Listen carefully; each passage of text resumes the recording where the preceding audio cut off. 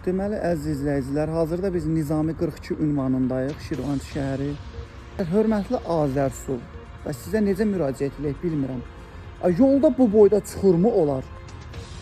Bununla bağlı Azərsuyun qaynar xəttinə məlumat vermişəm. Şəkillər göndərmişəm bundan öncəki aylarda. Əməlli başlı qurum vecinə almır. Baxın, görürsünüzmü, nə dərinliyində bir burada çuxur var. Mən istəyirəm, əyilən biraz bir daha yaxından görürsünüz. Baxın, görürsünüzmü, hansı avtomobilin təkəri düşsə bura qırılacaq. Budurmu sizin gördüyünüz işlər? Budurmu sizin gördüyünüz işlər? Baxın, su xətti çəkilib buradan, yol bu cür vəziyyətdə də qalıb. Hanı dövlət büdcəsi, hardadır? Harası xərcləmişsiniz? Hanı səmərəli istifadə? Budur. Bura düşən avtomobilin təkəri qırılar mı, qırılmaz mı? Bu boyda çuxurmu olar burada? Bu nə deməkdir? Buna öz başına alıb gedir bu qurumun fəaliyyətsizliyi göz önündədir. Nə deməkdir bu?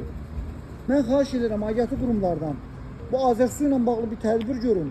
Bundan öncə də çəkdikləri bax bu podraçı şirkətlərinin gördüyü keyfiyyətsiz iş göz qabağındadır. Bir araşdırsınlar, bir bununla bağlı bir tədbir görsünlər. Yol çöküb. Niyə görə çöküb? Niyə görə işlər bu cür keyfiyyətsiz şəkildə aparılır?